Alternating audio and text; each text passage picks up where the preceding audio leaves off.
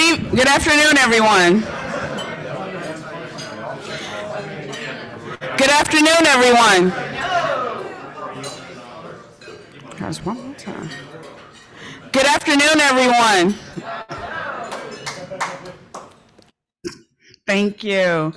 Hi, my name is Alita Williams, and I'm the president-elect of the Rotary Club of Chicago, and I'm here to open the 5,665th meeting of the Rotary Club of Chicago. And at this time, we'll have Jody come up to give the thought of the day.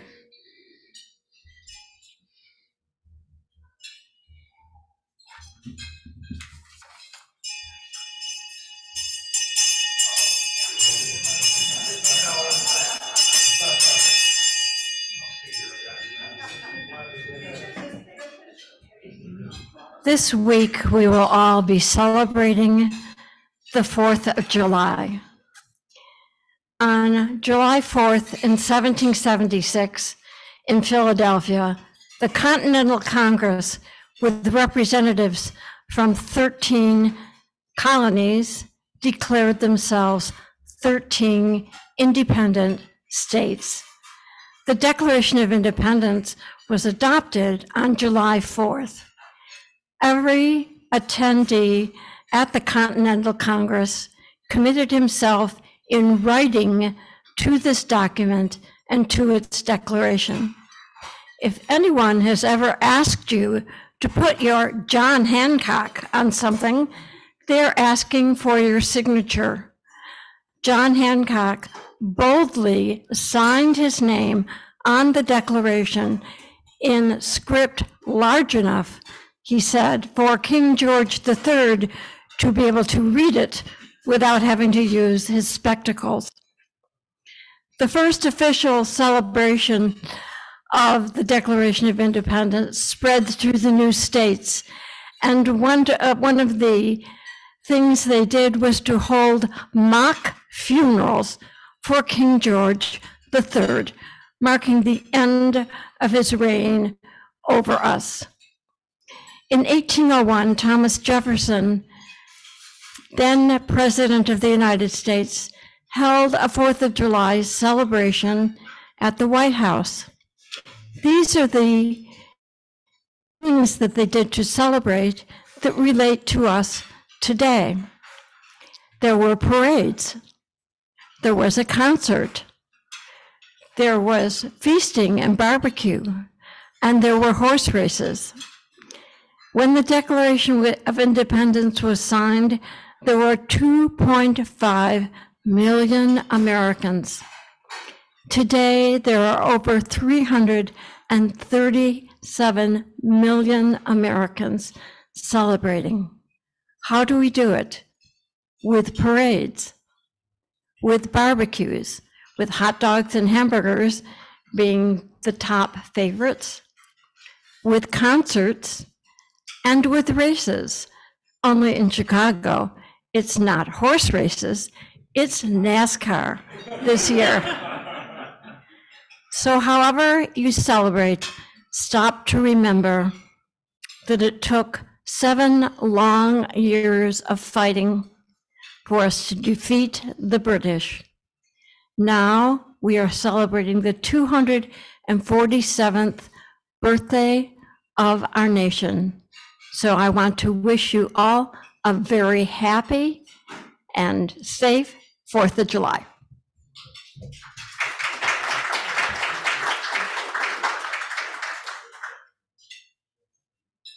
Thank you so much, Jody. Okay, so we will do our best to get to all of our Zoom questions today. We ask everyone in the room and on Zoom to please honor everyone's time, keeping your questions succinct and 1 question per person. Everyone on Zoom, if you have questions, please put them into the chat and we will come to those last. And so today we have Brett Weiss. Brett Weiss spent 23 years in the software business, 4 years running a social services organization, and 18 years as a high school social studies teacher. In 2009, he made a volunteer trip to Kenya and spent most of the 3 weeks in a tiny village of Dago. Little did he know then that these kind and hardworking people would become a major part of his life. In 2012, he created the Weiss Scholarship Foundation. In 2017, Brett retired so he could devote full time to this work. Brett has spent a lot studying how the developed world has been trying to help the third world and was frustrated that despite all of the money that was spent, not much really had changed. The mission of the WSF is to end poverty, and the only way we can do this is to make sure every student gets at least a high school education. To date, WSF has already awarded 182 scholarships, also has 7 staff people on the ground in Kenya whose job is to do everything possible to help our students be successful. And they also divide all money equally between girls and boys. Brett wrote a book that's called Just Give Them a Hug and the Rest is Easy. And he has some available for us today, those in the room, for free. Yay. At this time, Brett is a member of the Rotary Club of Naperville, and I'd like to invite Brett up. Thank you.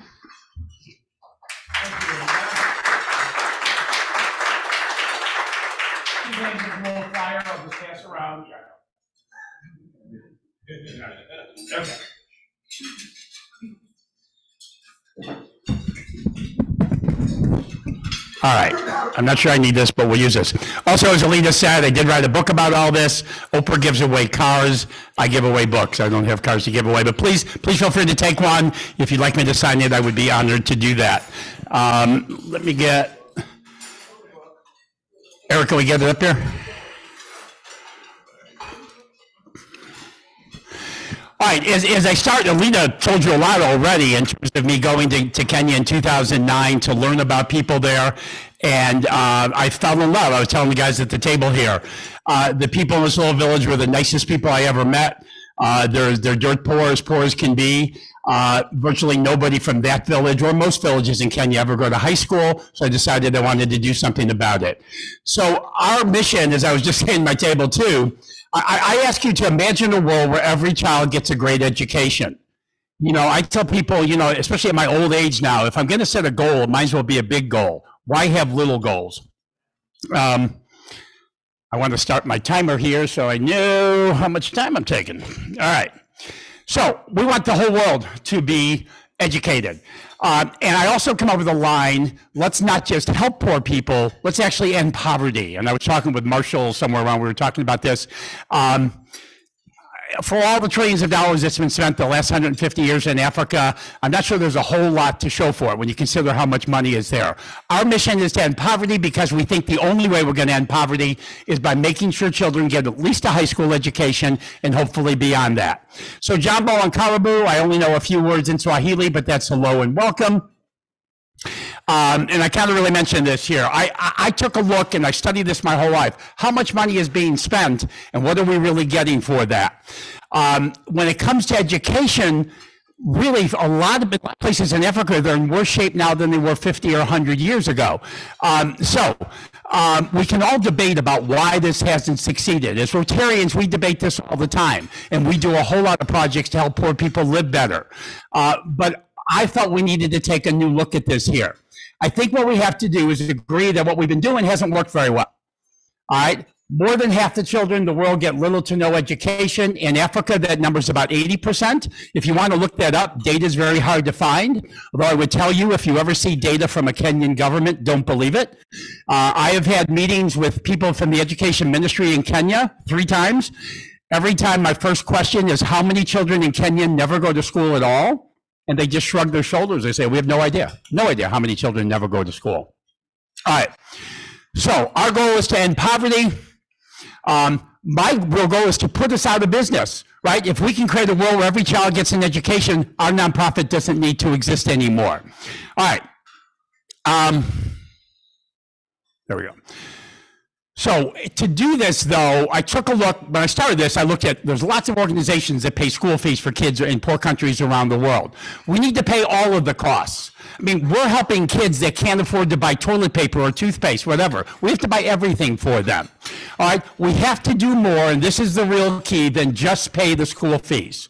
And this is why we have 7 staff people on the ground there. These children need an incredible amount of support. Very few of our children have both parents. Many don't have either parent, and they're lucky if they live like with an auntie or a grandma or a neighbor. There's very little support that they have growing up. Our staff is there to provide them the support. Also, Alita mentioned we have this 50-50 rule, how we divide our money 50-50 between girls and boys. It is absolutely crucial. We cannot end poverty unless girls are educated. There's a whole nother talk on that one.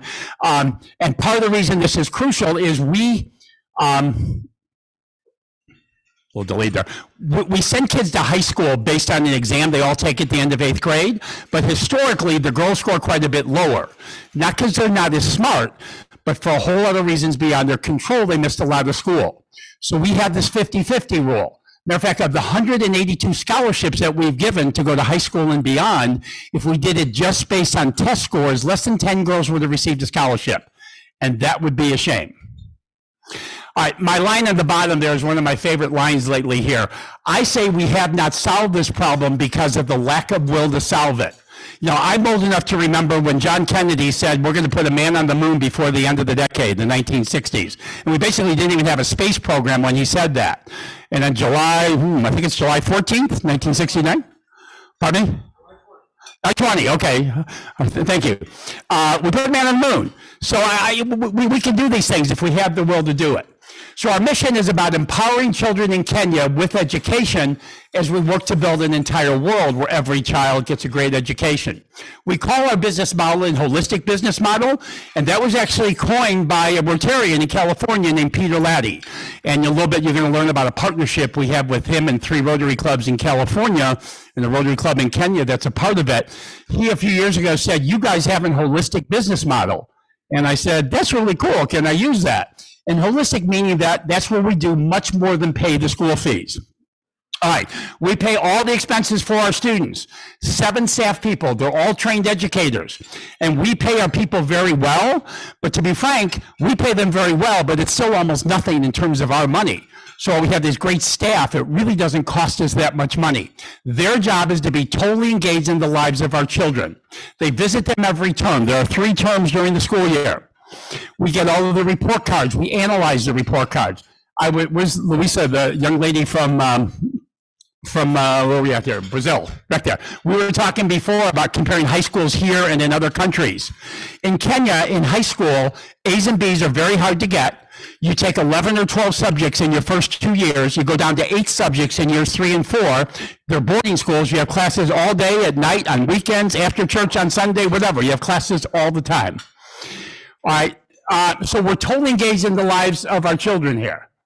All right, we meet with the parents or the guardians, whoever the adults are in their life. The idea is we want to be working with all of the adults in the child's life to make sure we're doing everything we can to help them be successful. All right, I think I already said this here. Okay, so obviously in coming here, and you're going to learn a little bit more in a moment here, we've had over 130 Rotary clubs who've donated some money, some of them quite a bit, plus we have several partnerships with Rotary clubs too. Obviously in coming here, we would love it for your club to donate. The sheet of paper that's going around explains a lot of that. We would love it if individuals here would donate. Okay, so we have scaled our holistic business model from 1 village of Dago to where we're in 5 villages now. Remember, Rotary is a key part of our growth and the partnerships there. We work in villages where most kids don't go to school past 4th grade. The kids can only go to high school if somebody's helping them. Limited for food and clothing. Last June, I was there in June of last year, I asked over 100 of our kids, when you were growing up, did you ever go to bed without any food for the day?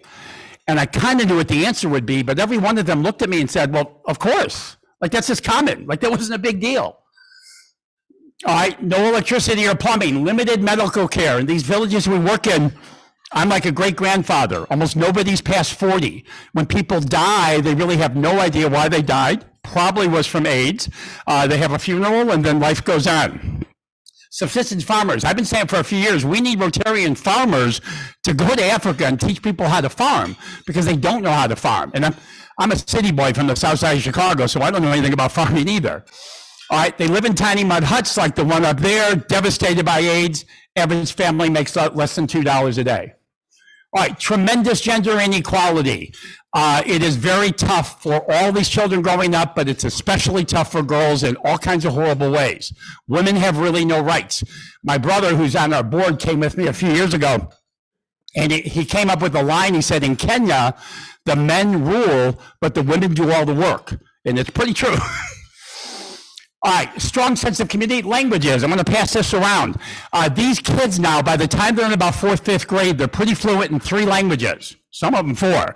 They'll be fluent in their tribal language, in Kiswahili, the Kenyan version of Swahili, and English, because they were a British colony.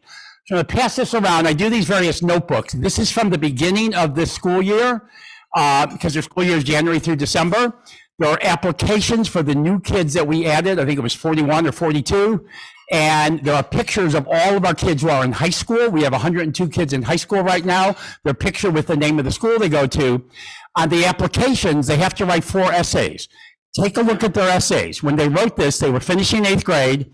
English was their 3rd language. I used to share this. I taught mostly high school seniors. I would share this with my high school seniors, and I would say a lot of these kids write English better than you do. And their writing is absolutely precious. So wait a minute, I'll start with you. You can take a look at that. There's tremendous respect for elders. Dress is very conservative. Traditionally, women do not wear pants or shorts, anything like that. That is changing quite a bit, though, now. Religion-wise, about 90% of Kenya is Christian, and about 10% is Muslim. There is no separation of church and state. So, like, every kid takes a religion class every day. So here's how we have grown. I left teaching in 2017, so I kind of use it as my marker. And you see we've grown quite a bit. We're up to 182 scholarships now.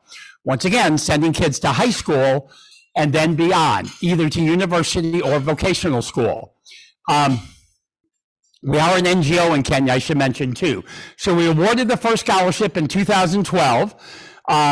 51 kids have graduated high school so far. 22 have made it to university and counting. 27 have made it to vocational school. There's an exam they take at the end of high school. It's like their SAT. The government there controls everything. If you score really, really well, you get to go to university.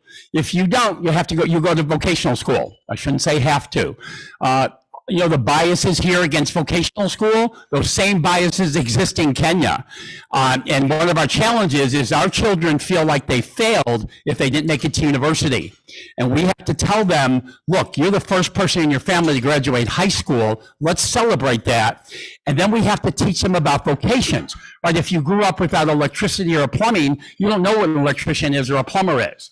I spent time last June, we have a young man named Nelson Mandela. Pretty cool name if you're in Africa, right? And he had just graduated a 2-year plumbing program and passed the government exam. So he is now a licensed plumber in Kenya, and he will make a very good living doing that. So we've had 4 university graduates. You're going to see in a moment, 16 vocational school. So this is from last year. These are our first 4 university graduates. 2 of them are on the cover of my book here, the 2 on the right, actually. So Roy, Vincent, Victor, and Nicholas. And you can see their degrees. And keep in mind, these kids grew up in a world where nobody went to high school. They grew up thinking they would never go to high school. Now they have university degrees. As a matter of fact, Victor, I made a deal with him last summer. He wants to become a CPA. So I told him I would go 50-50 with him because he has to pay for the classes and to take the exams. Then our kind of extra special story of the last year, a few years ago, I said a bucket list thing of wouldn't it be cool if we could get one of our kids to the United States to go to university.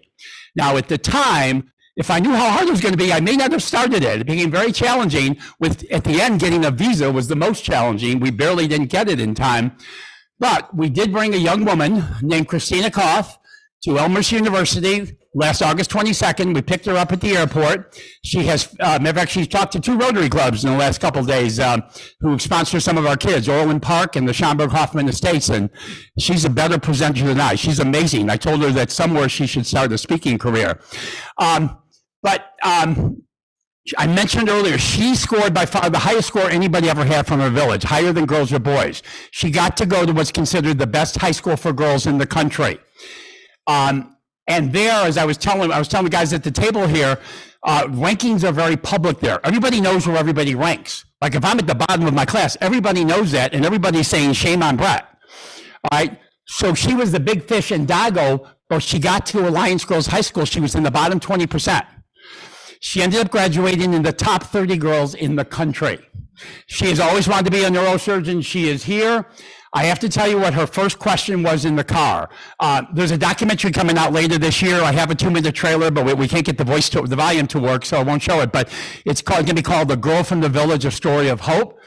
Now, even though she went to the best high school in the country, her first question in the car was, "How far is the river from Elmhurst University so I know where to go to bathe and wash my clothes?" That was, now her second question was, "How do you get to Netflix?" So the questions range between that. So I remember a couple of days later, I was having breakfast with her, and she says, "Brett, my RA showed me how to use the washing machine and dryer. I did my clothes last night." And I said, "Christine, that's a lot easier than going to the river, right?" And she goes, yeah, a lot easier than going to the river. So that was one of her first things that she learned. But she's absolutely brilliant. She works too hard. I have to try to get her to not work so hard and have some fun on campus also. But she is representing her village and her country very well. So, I really already mentioned all this. This is our holistic business, much more than just paying school fees. Our staff tells me all the time, we do staff meetings every other Sunday on Zoom. And they tell me all the time when they go visit these schools and they meet with the principal and their class teachers and so on, the people at the school say all the time, "We can't believe you come and visit these kids. Nobody comes to visit these kids."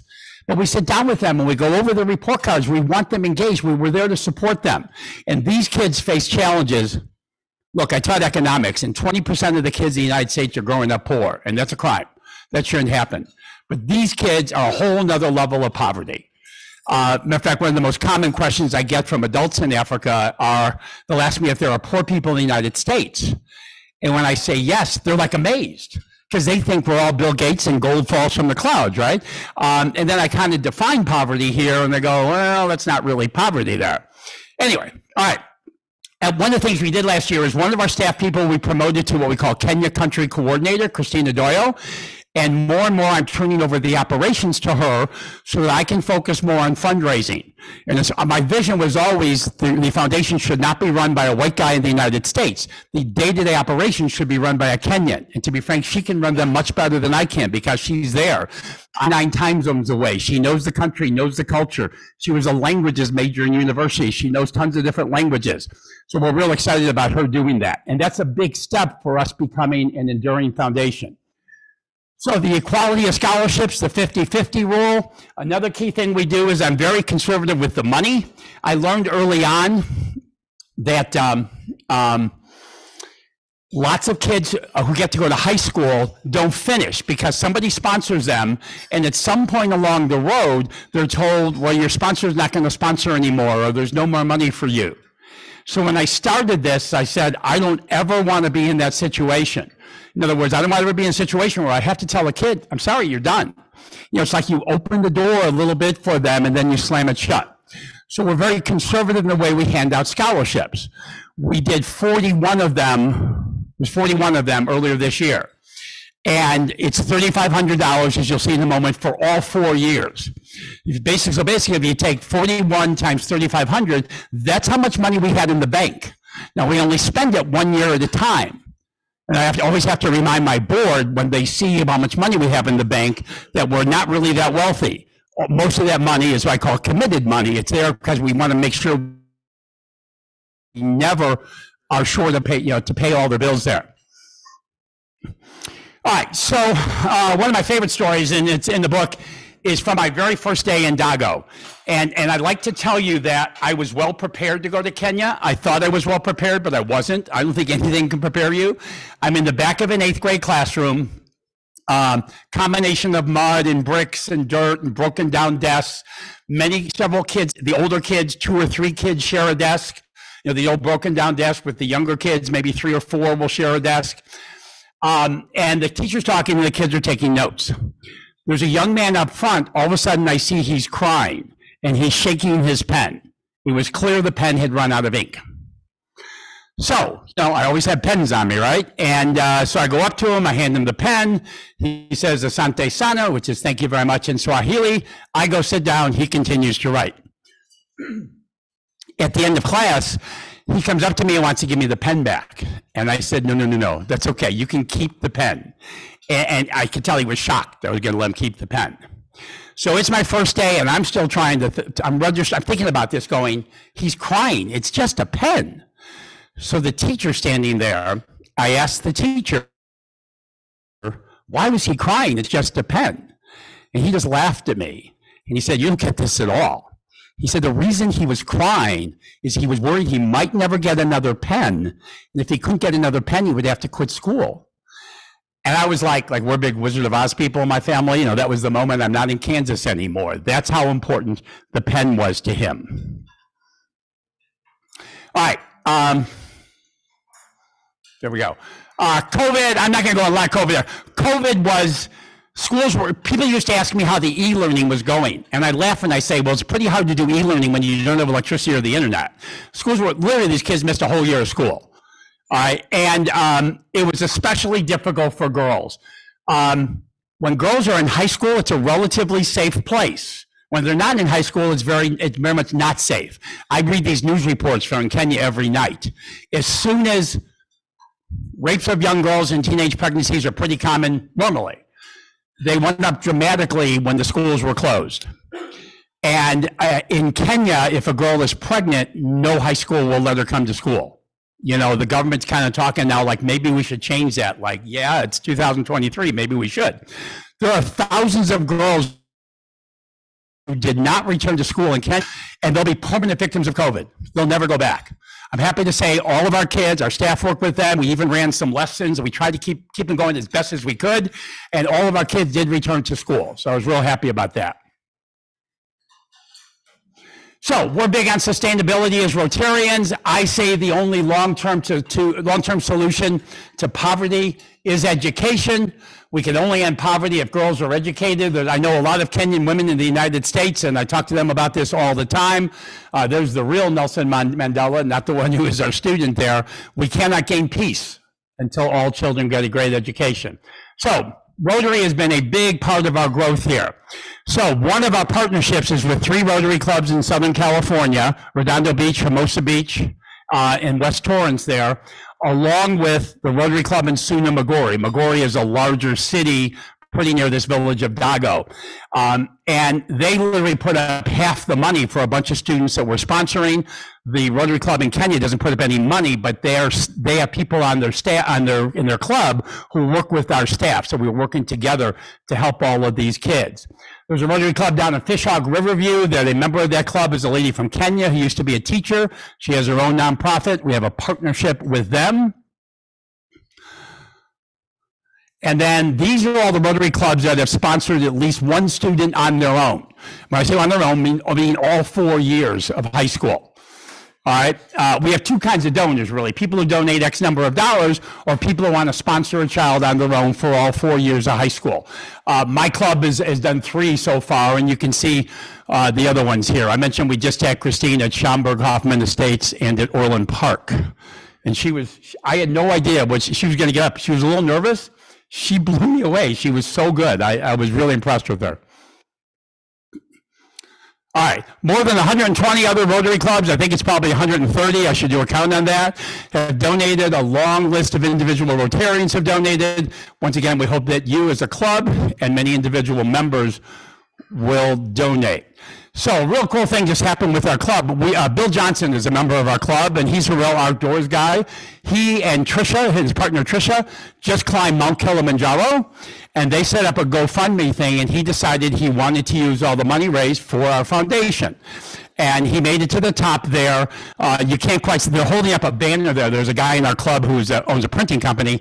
You couldn't quite see it there, so I put it up on the left. That's the banner that they took up on there with our logo and the Rotary Club of Naperville's logo.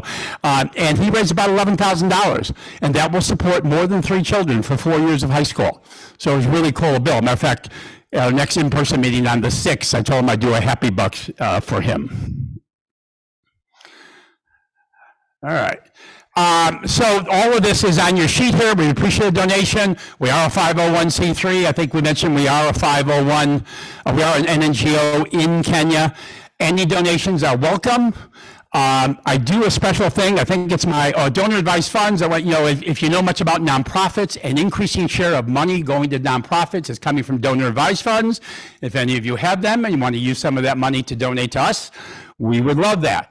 So now especially Rotary offer. When I started this, I mentioned I try to be very careful with the money. I required it all up front, and I was requiring everybody, if you want to sponsor somebody for 4 years, $3,500, you got to give it to us up front.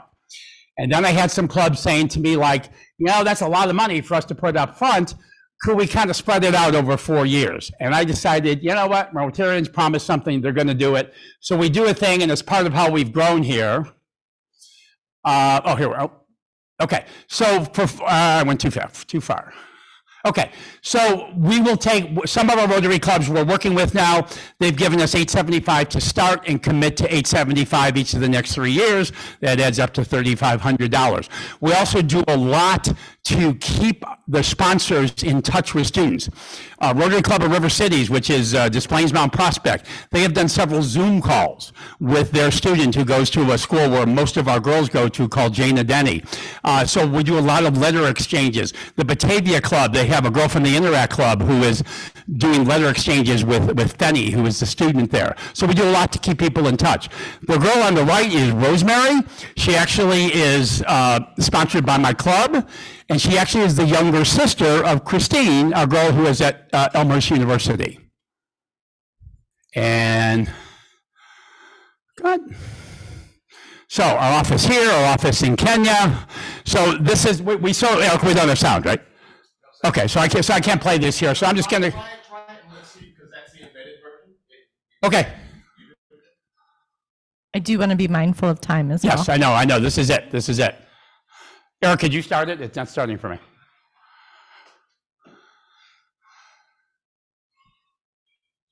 Yeah, there's no sound. That's okay.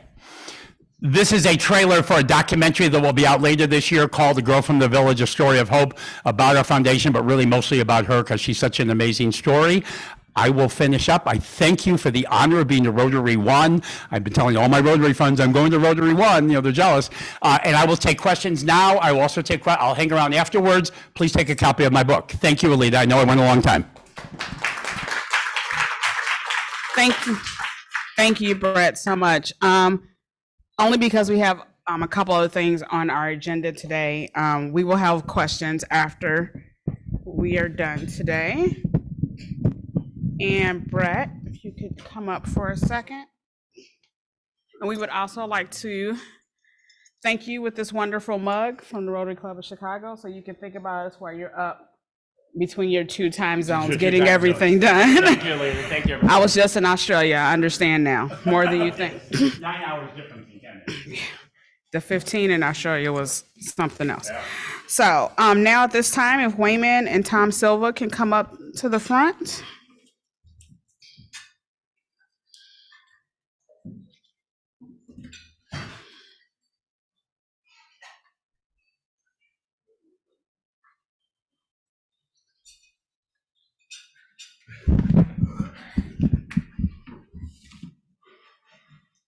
Get ready.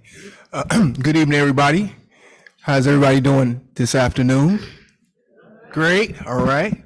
It is my great pleasure on behalf of the Board of Directors and members of the Rotary Club of Chicago to welcome each of you as a member of Rotary One. We welcome you not only for the fine fellowship that we shall share, but also for your talents, abilities, and enthusiasm that will help us to carry out our many projects to make our community, our country, and the world a better place in which to live. Rotary is not a political organization, but all Rotarians are vitally concerned with everything pertaining to good citizenship and the election of good men and women to public office. Rotary is not a charitable organization, yet its activities exemplify the charity and the sacrifices that one should expect from people who believe that they have a responsibility to help others. Rotary is not a religious organization, but it is built on those eternal principles that have served as the moral compass for people throughout the ages. At the same time, you become an ambassador from us to your profession. Rotary is an organization of business and professional people pledged to upholding the highest professional standards. Rotarians believe that worldwide fellowship and international peace can be achieved when business people unite under the banner of service. Each of you has been chosen for membership in the Rotary Club of Chicago because your fellow Rotarians believe you to be a leader in your profession, and because you manifest the intelligence and commitment of heart that fits you to interpret and impact the message of Rotary. You are a representative of your profession in this club, and any information of an educational value pertaining to that profession must naturally come to us through you. At the same time, you become an ambassador from us to your profession, and we rely on you to carry the principles and ideals of service, which we here inspire to those who share your professional activity. The community will know and judge Rotary by your embodiment of it in character and service, and we accept you as a member because we know our principles and organizations will be safe in your keeping. We also expect you to give us the inspiration that will help us to become better Rotarians. And it is with this hope that I ask the president of the Rotary Club of Chicago to invest you with the distinguishing pen of a Rotarian and gladly offer you the right hand of Rotary Fellowship.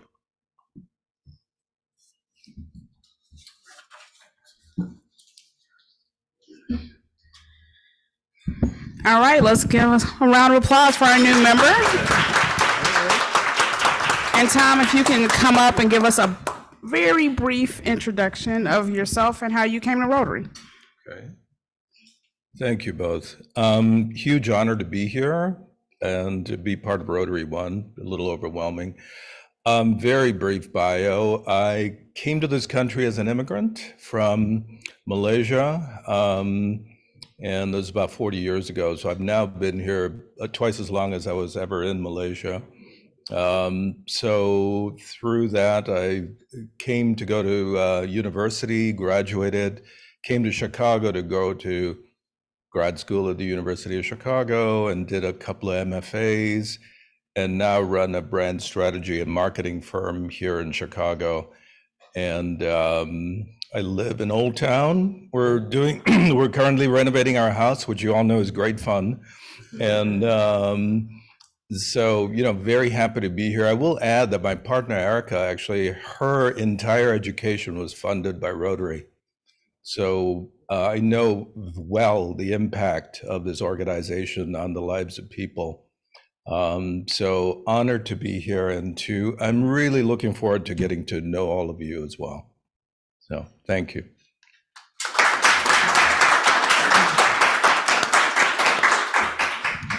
Okay, now at this time, we have many guests here today, which is super awesome. So if we can start with our international Rotarians in the room.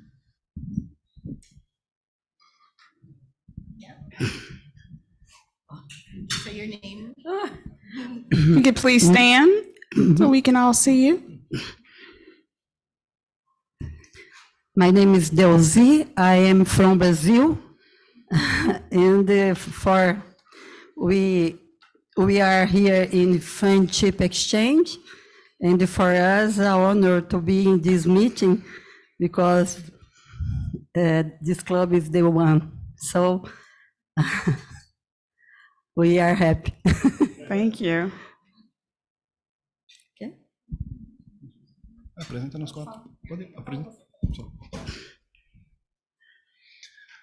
Hello, everybody. My name is Guilherme. I'm from Jaú, a city in São Paulo State. I'm a lawyer, and I am with this group of Brazilian and with Isabelle, my wife, and I'm very happy to be here with you and this beautiful meeting you have here. Thank you.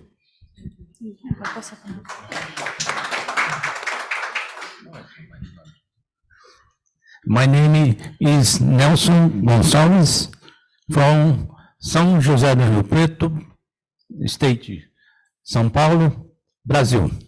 E sou, I am jornalista. Okay, thank you. Are there any other visiting international Rotarians? Oh, okay, sorry. So now our domestic visiting Rotarians. Gary Miller, part of the host committee for this group from Brazil, and I'm from Griffith, Indiana. This is my wife, Shar.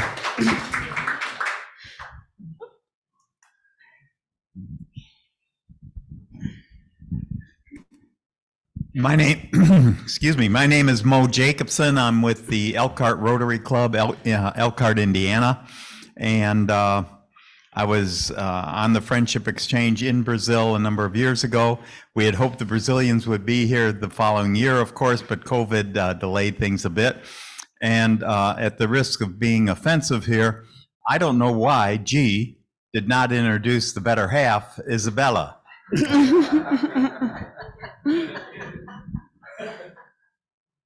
Anyone else from? Oh, sorry. Yeah. My name is Kurt Hausman. I'm from District 6540 in Indiana.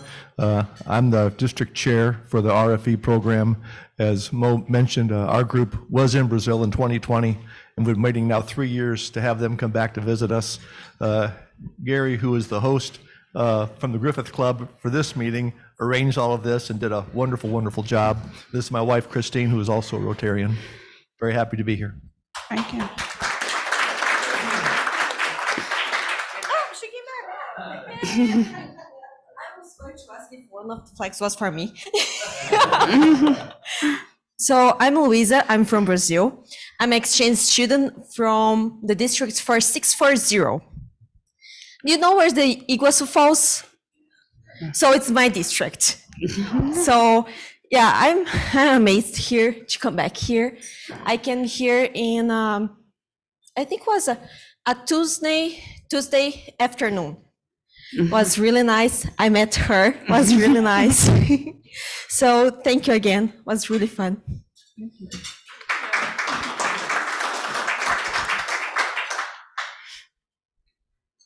No, I haven't.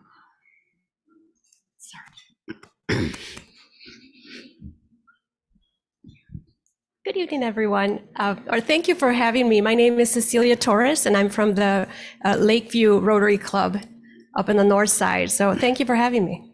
Thanks for coming. And any guests of Rotary here today? We do. Yeah.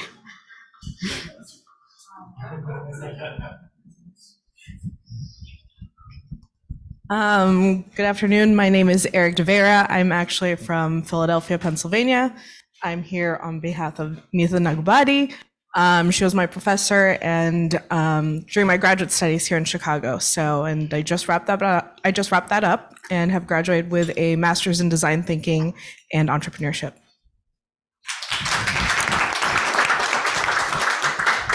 Hi, my name is Richard Yang. I grew up in Naperville, same as Walt there. I was invited by Marka for this luncheon today. So just wanted to. Been living in the city for the past 5 years though, and I've always been involved. Always been interested in doing more community involvement. So I just wanted to attend this event to get a better understanding of the Rotary Club. It sounds like a great organization. Thank you. Thank you.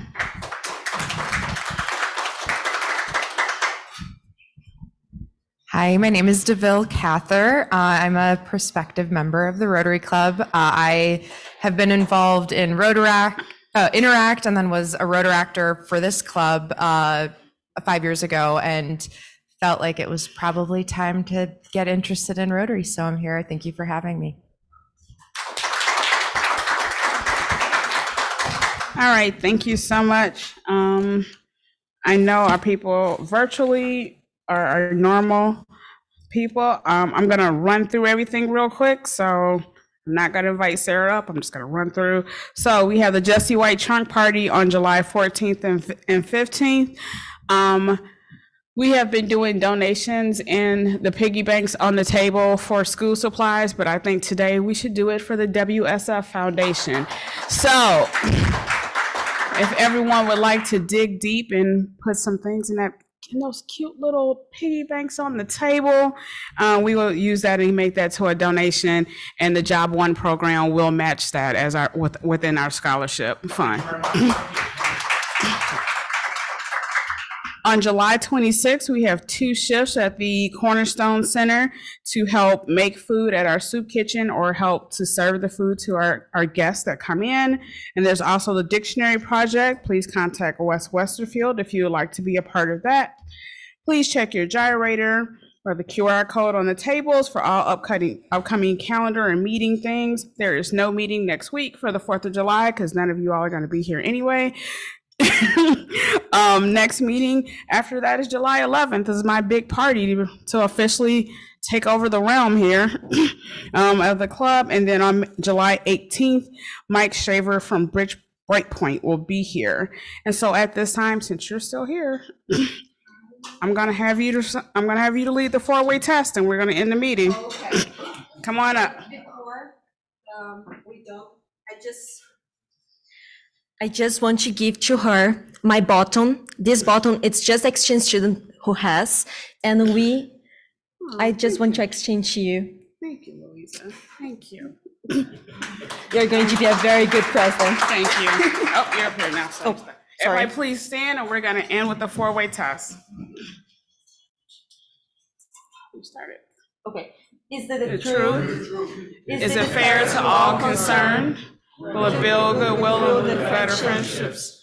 Will it be beneficial to all concerned? And number 5, will it be fun? All right. Thank you.